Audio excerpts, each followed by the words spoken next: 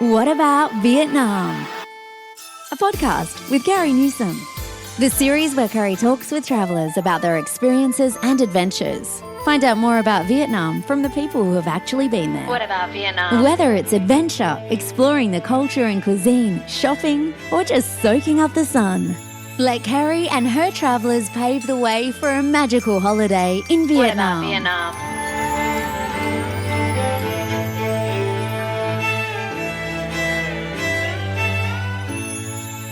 Xin chào and welcome to What About Vietnam.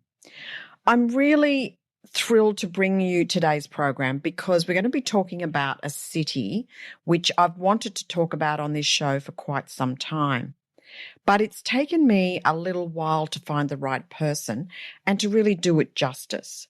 Now, the city is steeped in history from the French occupancy through to what they refer to as the American War. So just to give you a little bit of background, Hue actually was the capital city of Vietnam for about 150 years during 1802 to 1945, which when you think about it, wasn't that long ago.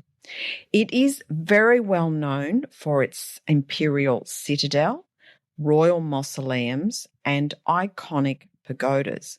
But what you don't get a real feel for until you've spoken to someone who's seen it and has really done a circumference of the city having lived there is some of the relics of that past and some of the wartime scars that still exist in those relics. Anders Christed is my guest on the show today. And what makes Anders kind of special is that he's written a travel guidebook about Hue and did this just prior to COVID. And after reading it, I just knew he was the right person to be able to present Hue to you in the correct manner of respect that I wanted to give it, and also to give you some rich detail. So just some things about the river, some things about the food, which, whilst we've known for quite a long time that Hue is right up there on the totem pole as far as food, I didn't really understand why. But after this podcast, you're going to know why. And just some bits and pieces about accommodation and the variables that are available to you. He's just got so much to share. I just want to fill in a little bit of his background. He's former director of the project Football for All in Vietnam, and he kind of did that between 2001 and 2016. Retired in 2018, but obviously not one to sit idle. He contracts now to the project part-time. In addition, he's set up his own consultancy company and is involved with a football club for kids, a not-for-profit grassroots club. I hope you're going to enjoy the program. Stick with it as it's a beefy one. It's got lots of elements to it. So, use your timestamps if you want to click through to certain aspects that you think you're most interested in. You'll definitely want to spend more than 1 or 2 nights in Hue after you hear from Anders what he has to say. And I just hope you really enjoy the show as much as I enjoyed putting it together. Let's say hello to Anders. We're going to go to a short message and then we'll be back to the show.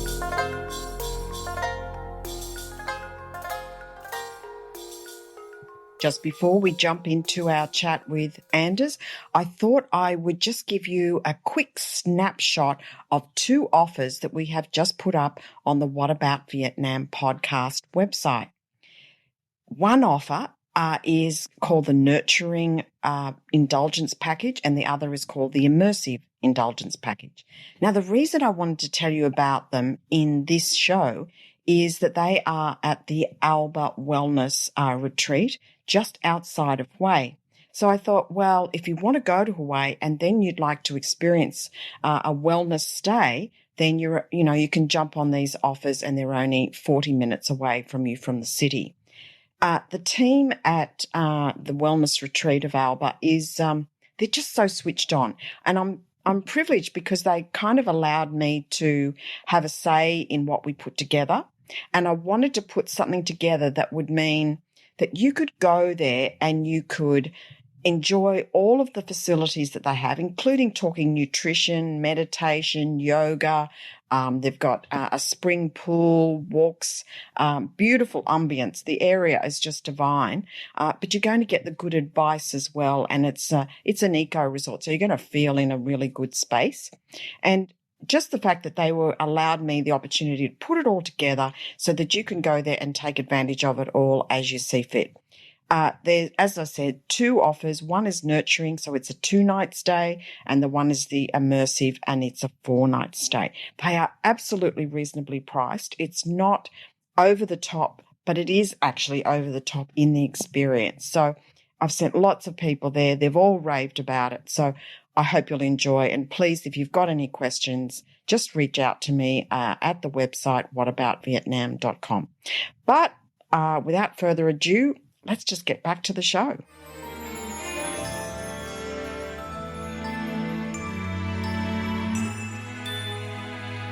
Anders, welcome to the What About Vietnam podcast. I'm really keen to talk to you about Hue, a city certainly entrenched in imperial and wartime history. Welcome to the show.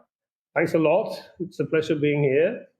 Let's start with the history and some of the history that relates to the architecture, some of the major attractions, some of the pagodas and monuments, etc. Maybe if you can talk to that for my listeners, I think that would be really helpful just to give context.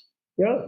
So, but let me take you in a little bit into the geography first, because Hue is on a plain where from the mountain range around it and out to the sea, it's about 15 kilometers, maybe a little bit more.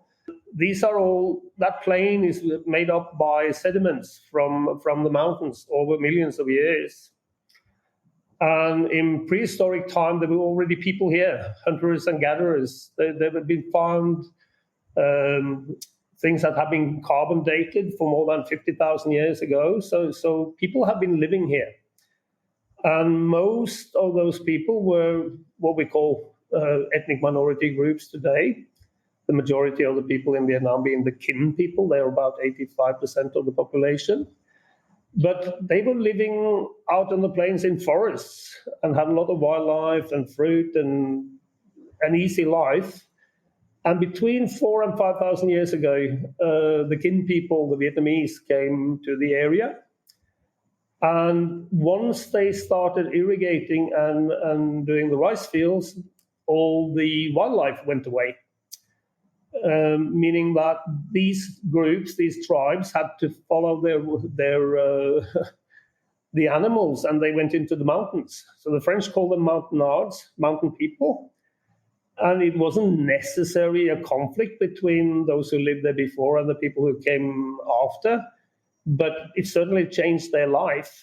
And it's good to know that when you come here. So this is not only about the last empire, which lasted from 1802 to 1945. It goes much further back in history.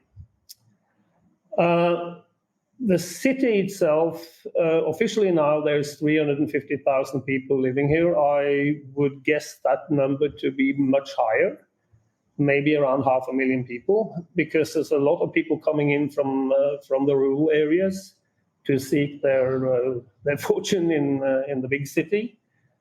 And they don't report it. They don't tell the government that they've been moved from the rural areas to a city. So, but it still has a charming little small town appearance. And people in Hanoi and Ho Chi Minh, they said that where people are really lazy because they only work 7 days a week. But there is a different atmosphere here than the one you find in Ho Chi Minh City or in Hanoi, I think. And that is one of the reasons I like it. The river divides the city in two. So north of the river, you will have the old citadel, which is the old town surrounding the Forbidden City, which was the home of the Nguyen emperors, which again lasted for about 150 years.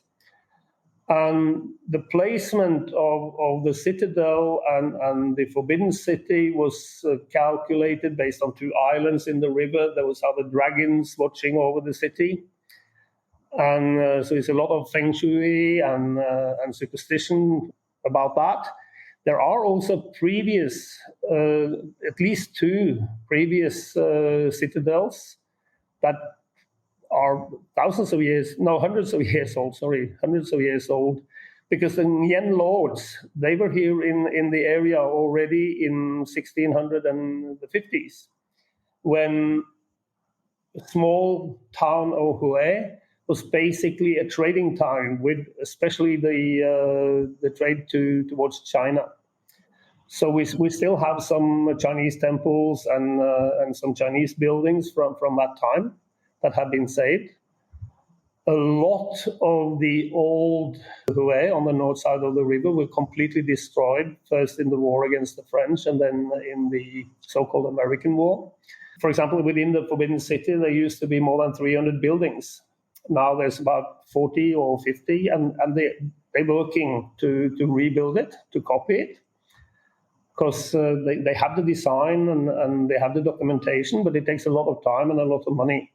So in about 300 years, the Forbidden City will be back to its former glory if they follow the speed they're doing now. On the south side of the city is the new city. Only back in 1930, there was basically nothing there, just a few French villas and that's it. Now we have high-rise buildings. We even have what we call a skyscraper. So the image of Hue has been changing very, very quickly. So north side and south side, you're both going to see it.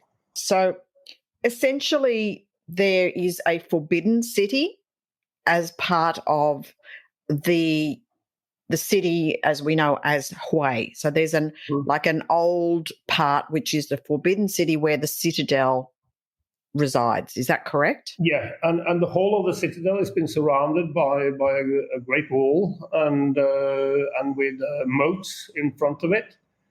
And also man-made canals on all sides. That water is actually also led into the citadel and into the inner place in the citadel, which is the Forbidden City. Right. And then apart from that, out of the citadel is for want of a better word, the old town of Hue. Is that right? Yeah, and as I told you, a lot of it has been destroyed. There aren't many original houses left. If you compare to, for example, Hoi An, where they managed to save the whole town. Yes. We just have scattered old housings. And for the local people who live there, they want to tear it down and build something modern with a kitchen and a bathroom, and they're not allowed to. But they neglect the maintenance, hoping that it will fall down one day. So we need to step up. We need to protect these treasures from history. Yeah. And I think for people coming, I wanted to really distinguish that.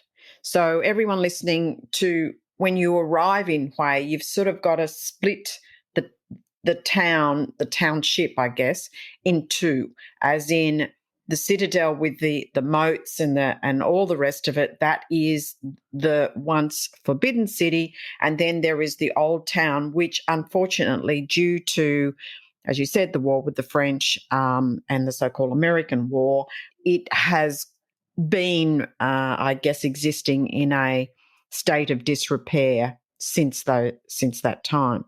Yes. Now, if you were to pick out some individual places the citadel is fairly obvious, but are there any particular pagodas or monuments that you think are standout that people should definitely visit? Yeah, from the Nguyen dynasty's period, all the emperors are buried here in Hue, except the last one, Bao Dai. He is buried in Paris. And all the graves are seen as national relics, and they're recognized by UNICEF, of course. But they are very different. Some of them are huge parks and grand buildings. Some of them have been totally destroyed or neglected for a period of time, which has made them into ruins. They are being restored, but there are at least three that you have to see, and that is Tuduc, which was the emperor when the French came, and then you have Mingmang, which is a kind of replica of the Forbidden City in Beijing. It looks very similar, but on a much smaller scale. And then you have Kaiden, the second last emperor, who had studied in Europe, and he had a lot of ideas about European architecture that he wanted to bring into it. So if you at least spend a day to see those three and the Tinmu Pagoda. The Tinmu Pagoda is a very important pagoda. It was built also to reflect the status of the emperors in the Forbidden City, but it's on the riverbank about 3 kilometers to the east. There's a story about the Tinmu Pagoda that couples shouldn't go there because there was a young couple that weren't allowed to marry. They were forced to marry someone else they didn't love, and they attempted to drown themselves close to that pagoda. And one of them survived, and the other one died. And most Vietnamese believe that, so you will not go with your boyfriend or your husband or your girlfriend to. Right. Is that because you're afraid one or the other is going to jump ship, or?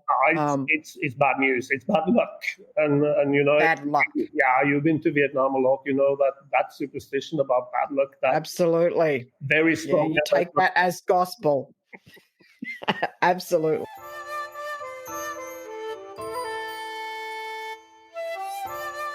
Can you talk to us, Anders, about the? They refer to it as the Perfume River. Is that right? If you translate it directly from Vietnamese, it means the river of good smell. So Hương isn't only perfume or fragrance; it's also good smell, and it's a quite common girl's name. There's a lot of girls who's called Hương because the parents thought they smelled nice when they were born. And, right. I know a couple of Hung, so I'm now going to remember that. I didn't know that before, but I do know a couple, and now I'm going to translate that back to them. Yeah, girl's name in Vietnam is like a little poem. Like Thi Tu Hương, it means the girl or the one that goes to the market. Autumn, smell good. So it's a girl that is born in the autumn and smell good. So that is quite normal with girls' names here.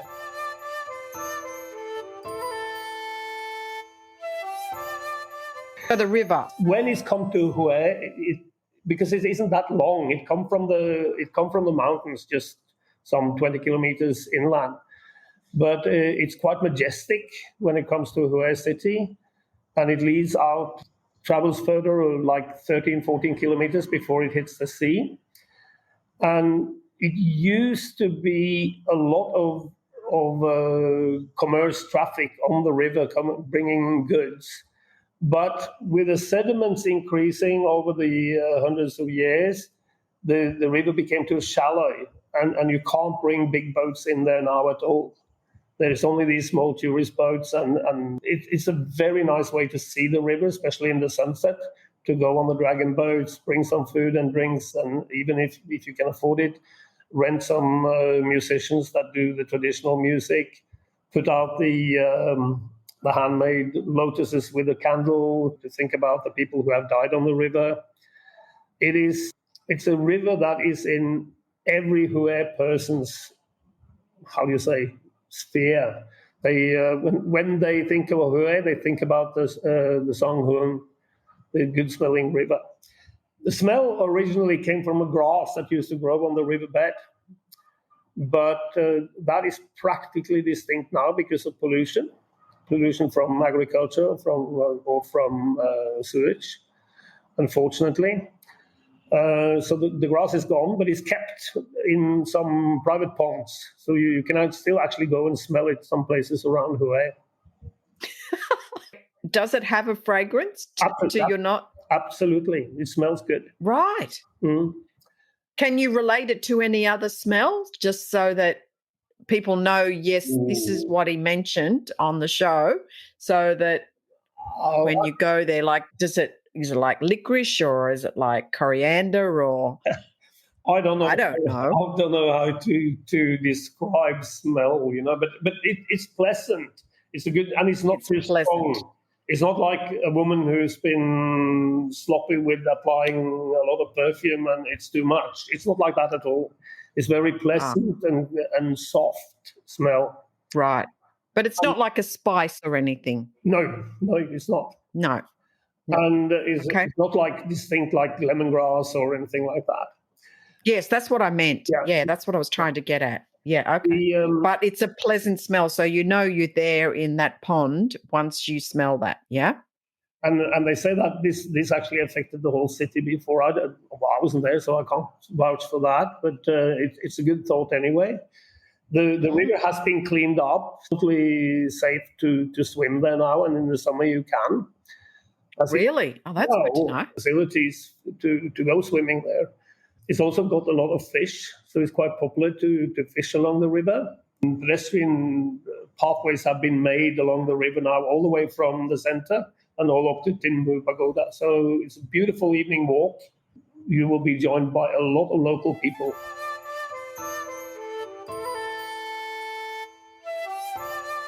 And as if you were to stay in Hue, would you look to try and stay somewhere near the river, or would you look to stay somewhere near the beach? Which would be your preference? And let's talk about the, one versus the other. Okay, it depends a little bit. I mean, if you're really a beach person and you spend the whole day at the beach, you might as well live out there. But there's not much than the beach and the seafood restaurants. There's a couple of resorts, but I would say that stay in the new city on south of the river, but find a hotel that has got river view. There's plenty of hotels that have that, especially when the sun sets and you see all the lights over in the Citadel. You see the great flag tower and the sun is setting. Very pretty. Very pretty. Some of the hotels have like an open rooftop, with a bar, and that's a perfect place for the sundowner. Unless you travel a little bit up the river, there's a little mountain called Wunkan Mountain that has some old French and American bunkers on top of it. So some people refer to it as Bunker Hill, and that is also a great place for a sundowner. And some of the tourist agents they offer that with champagne and. Oh, that sounds interesting. What do they call that? Bunker Hill. Yeah, Bunker Hill or Wunkan Mountain. That's interesting.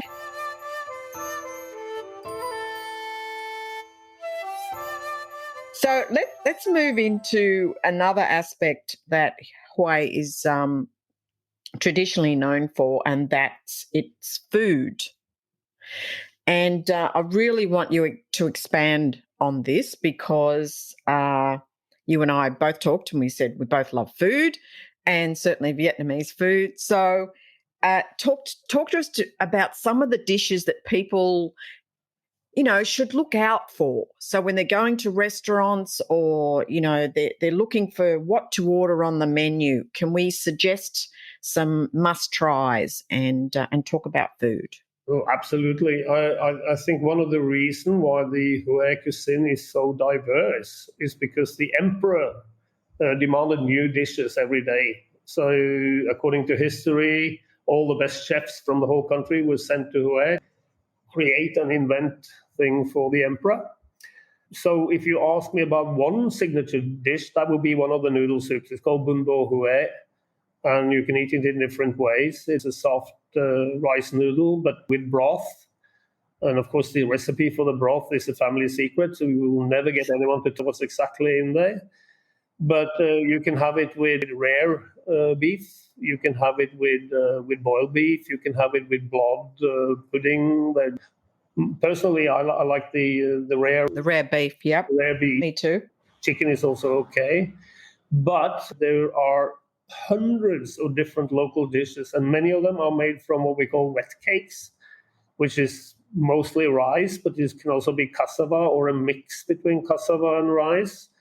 And they appear to be soft, medium thick layers of rice, and it's wrapped around. It can be herbs with shrimp paste. It can be herbs with fried or grilled pork. And there's a lot. The common name for these kind of cakes is bun. It means bread or cake. And my recommendation is not to go to the restaurant only based on the menu, but go and see, first of all, how many Vietnamese are there to eat. If it's packed, you're safe. If they don't have a menu, even better, because it means they have a very limited number of dishes, and it will all be fresh. A warning sign will be a restaurant that produces a menu with 100 pages, because that simply means laminated. Can't be fresh. It's not possible. And if you go to... That's a good tip, Anders. That is really a very good tip. I've been driving around when I've been traveling in Vietnam with Vietnamese. We are looking for a place to have lunch. And I say, what about that place? Nah, there's nobody there. We can't eat there. The food is not good. so the thing, even they've never been there before. So I reckon if you want to start one, you better hire your friends to sit there and eat every lunch. Don't they call that rent a crowd? Yeah. But some of them are really old. Find them anything from like a trolley in the street to a little hole in the wall to the small chairs. To go out for the Vietnamese to socialize is part of the meaning of life. You know, we have a wonderful little word for it. We say đi nhậu, meaning to go out, to eat, to drink, to talk, to tell stories, to sing, to drink some more, to eat some more, and drink even more. And it can be pretty loud, and it can be pretty exciting to boisterous. Yes. But I simply love it. And that little word meow, it covers everything that is pleasant in life, socializing with family or friends.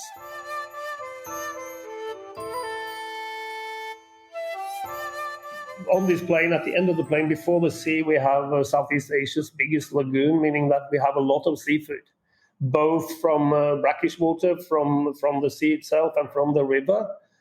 And it's a magnitude of different fish and shellfish. The best restaurants will have like aquariums where the fish is still alive, and you go and pick yourself. And Yes. Just make sure that they take the one that you have picked and put in the pot. You know, it might be tempting, for example, instead of that fresh lobster to give you an old one if you don't pay attention. So another good tip. Make sure the one they pluck out of the water is the one they put in the pan. yes. Definitely. And, you know, I know when I first started traveling and taking some people, etc., just for people to see them in the buckets, and that was a little bit confronting for some people because they couldn't see refrigeration and things like that. So I think it was important to mention, and I wanted to kind of take time on that now, is that they catch it literally in the early mornings, and they sell it during the day pretty much, isn't it? And when they run out, they run out. Yeah, absolutely. And actually, a lot of the fishing, especially in the sea, goes on at night.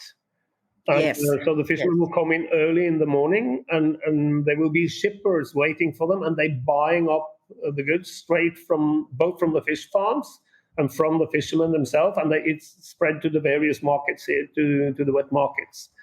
And Yeah. some of it's also being sold on the sidewalk. So it's today's product. Yes.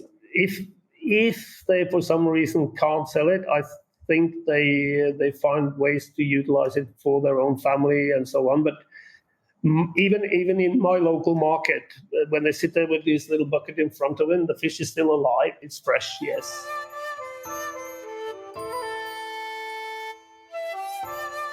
Hygiene is always an issue here, but I've been living here for more than 20 years now, and I've been sick twice. The risk is relatively low, but use your head, clean your hands, don't pick up anything from the floor or... It's just common sense mostly. I do know that some people do suffer with a bit of a tummy upset in the first few days of their visit, and a lot of that's just to do with, I think, some of the varieties of spices and the changes in the soil which the plants and local produce is grown, that sometimes that's just, a little bit richer than we're used to at home. Everything in our supermarkets here is kind of has been through several processes to get to us, where, most of the food in Vietnam is extremely fresh, and especially in places like Hue and Hoi An and townships rather than big cities. My family, they would never go to buy fish in the afternoon, because then it's already not fresh enough. They always go out in the morning and then bring the fish or the shellfish home. And most Hue people, they eat lunch and dinner at home. So they go home in the lunchtime, and they also take a rest after lunch. So you will find that, like, for example, banks and public buildings, they close hour and a half, maybe sometimes 2 hours in the middle of the day. So just get used to taking the siesta.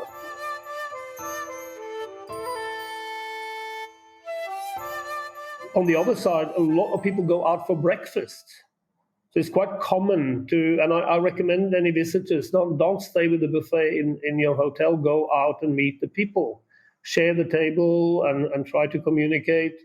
The level of English among most people in Hue is still quite low, but the young people love to chat, and they will seek you out, and they want to sit with you, and they want to tell, and they want to share, and they want to learn. So interaction through breakfast is actually a very good tip.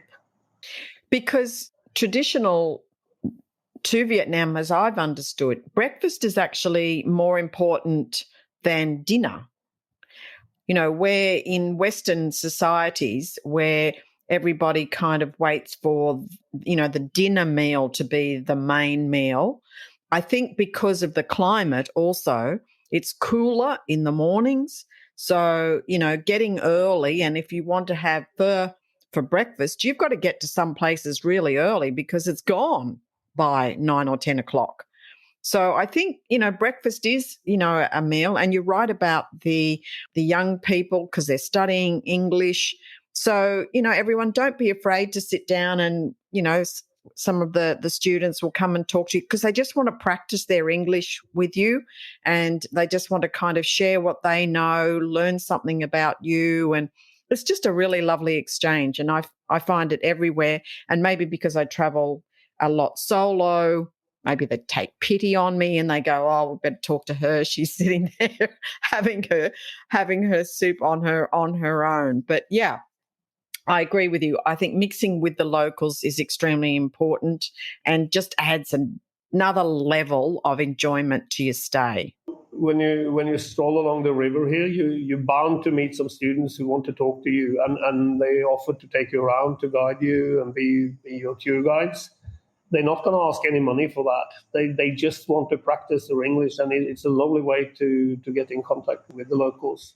And of course, if you happen to pass an ongoing wedding, don't be shy to go in. That is seen as good luck, and you've been very welcome to sit down and drink and eat with the guests. And weddings in Hue are big.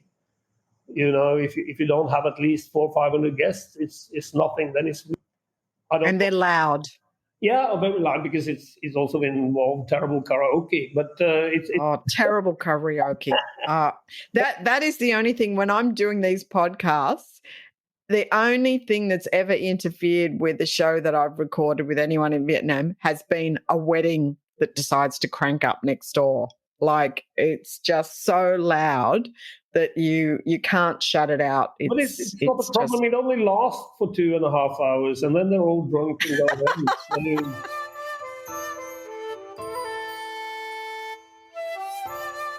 Can I move now to what time of year is a good time to visit Hue? Because I think that's really important. Everyone wants to know the best times of year. So talk us through the climate and best weather and, things to do. Yeah, from the central, the middle tree and up north, it's 4 seasons. We basically follow the Europe cycle, not the Australian one. meaning that the autumn and winter can be really, really wet. Especially Hue and Da Nang and Hoi An, we can have November, December, January. I'd be careful. You can still enjoy Hue, you can still do sightseeing, but it's raining, and it's raining a lot. A little bit better control now with the flooding. We haven't had serious flooding inside the city for a long time. The last really bad one was in '99, where hundreds of people died, and most families lost everything. Books and photographs, and if you try to. I tried to find some pictures of my wife's family, but it's all gone in the Great Flood of '99. Personally, I love the spring here because a lot of the trees with leaves, they keep their leaves during the winter. But when spring comes, they drop their leaves and they green again within a week or so. And that freshness in the new leaves is absolutely fantastic. So we're talking sort of February, March around Tet. Yeah. And February, March, April. February, March, April. It can start to get hot already in April, but normally that comes in May.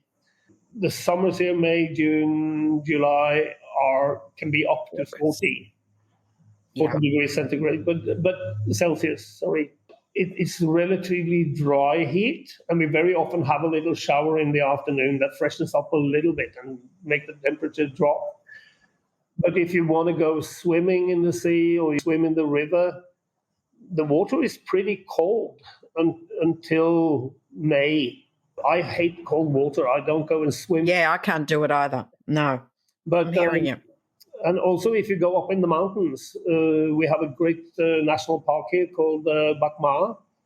And they have some beautiful little waterfalls and the pond and, really postcard style, but the water is freezing cold. Even in the summer. This is really strange. We can get temperatures up to 30 degrees in the sea, but up in the mountains it's still like 10, 12, 14.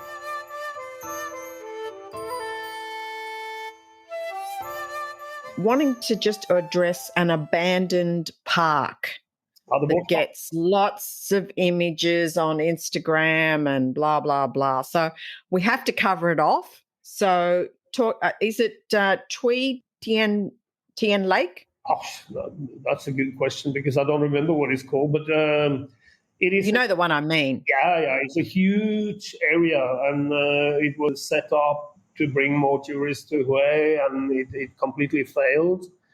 2004. When it was still open, I was there with some friends, and we just went there for a picnic. Bringing some blankets and food and beers, and that was very popular among the local people. But it's quite far out of the city, and so people prefer to go to somewhere closer to where they live. It's about 10 Ks out. I wouldn't go there at night. That feels a little bit scary, some of those. Bit creepy, yeah. But there are. But apparently, daytime, it's kind of taken on a new life. Yeah, and you're not supposed to go in there anymore because there are some plans now to restore it or do something else there. I'm not really sure what's going to happen there, but there's a back way in that all the local people know about, and you take a motorbike and you can go around the lake. It's a big area, and yes. My guess is that they will try maybe to put some more hotels and resorts in there. I'm not sure. It's about 49 hectares, I read. Yeah, it's huge. I think if you can go with a Vietnamese guide, anyone who wants to go there, because the Vietnamese guide will then either find a way to get there without paying any fee. There isn't an actual fee, but sometimes a small fee paid to someone to kind of look the other way to let you in is the way forward.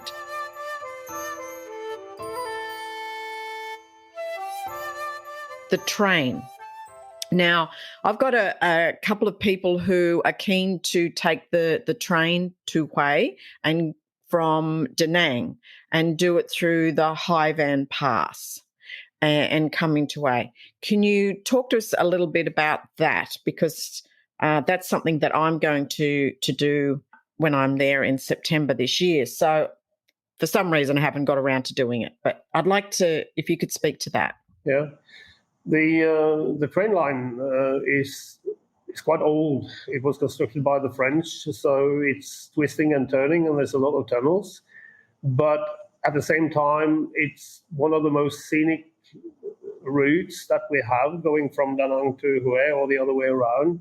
The train goes relatively low, close to the sea, while as you cross the pass on motorbike, you go up over the pass. You're quite high, yes. Yeah, and I always said to people, if you're going both ways, take motorbike one way and take the train the other way. The trains are cheap but slow, and there's major repair works being done on the tunnels basically every night to keep it running. So, of course, there are some ideas about high-speed trains in the future that will be built more inland, but this little part of the old railway should be kept because it's simply stunning. Some of the, Yes, that's what... beaches and the mountains itself. Haiwan means the place where sea and sky meets. It's very often covered with fog on the top. And sometimes when you go to the top of the pass, you're above the clouds. So that is also well worth seeing. And I think Top Gear have an episode where they drive the motorbike over the pass, and I think they named it the best motorbike trip in the world. And it's very popular to do that. Do both if you can. It's just sometimes when you've got, a family and you've got young children and things like that, I think the train is a great option. Because then you can, be looking out of the window of the train. So daytime train is strongly recommended.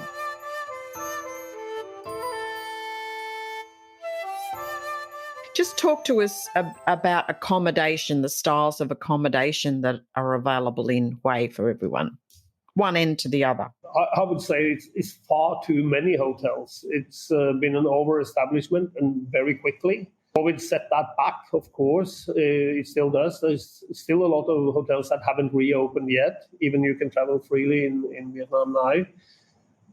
Homestay has become a new industry in a very short time. But when they say homestay, when you come there, there's nobody living there. So it's not a homestay. It's just an Airbnb flat. But that could be nice. I think position is important.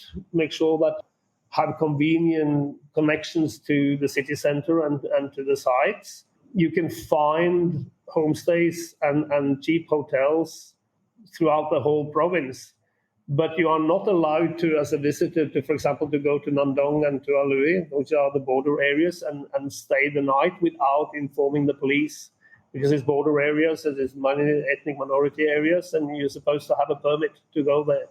So anything from, and of course we have a lot of Nha Ngi, which is a guest house or a motel. Some of them rent out per hour, so it's not only to sleep. Well, most Vietnamese, they live 2 and 3 and 4 generations in the same house. So sometimes mom and dad would like a little privacy, and they use the hotels for that. In Hue, there are hundreds, if not thousands, of that kind of establishments. So there's a lot. Right. So these are what you call them guest houses? The guest house. Right. I haven't heard that before. Okay. It's written... what's the Vietnamese name for it? Nha, which means house, and Ngi, N-G-I. So you see N-G-I. And very cheap. Okay. And some of them are really nice. They have been kept clean and they're well serviced, but some others are cockroach in. So you have a look before you book, I think.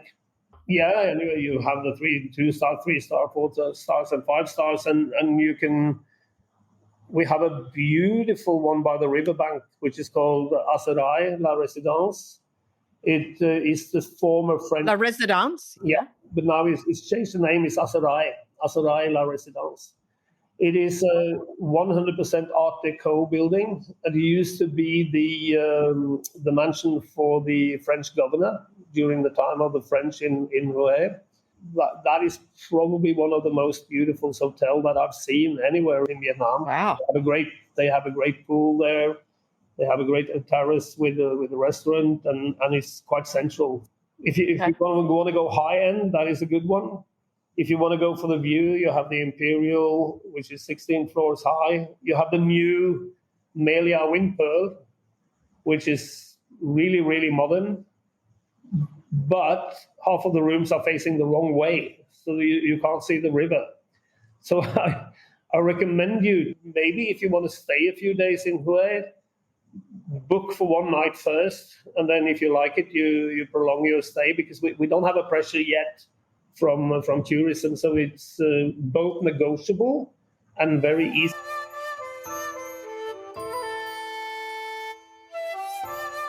Last piece of advice for anyone coming to Hue. One very clear advice: don't stay only 1 or 2 days, stay longer. We have so much to offer. I think the average just before COVID was that people stay 1.25 nights, meaning that it's nothing. You just come and run around to see some of the sites and then you leave. It doesn't pay Hue justice to do that. It's the history, it's the ancient history, it's the imperial history, it's the modern history. For Food. The food, yeah. As I told you, there are hundreds of local dishes. There are some great food tours done by some of the tour agents. So plan a little bit more time. Or if you are the first-time tourist, make the round trip and then have a plan B, which is to come back. Do that, as you say, the run around, and then come back and spend some luxury time, taking your time into breathe it in and do that. I strongly recommend that too.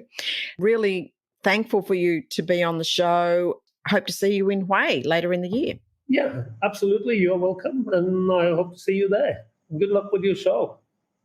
Thank you very much. Okay, bye. Thank you for listening. Check out the episode notes for more information. What about Vietnam? Don't forget to subscribe, rate and review, and stay tuned for more fun adventures in Vietnam.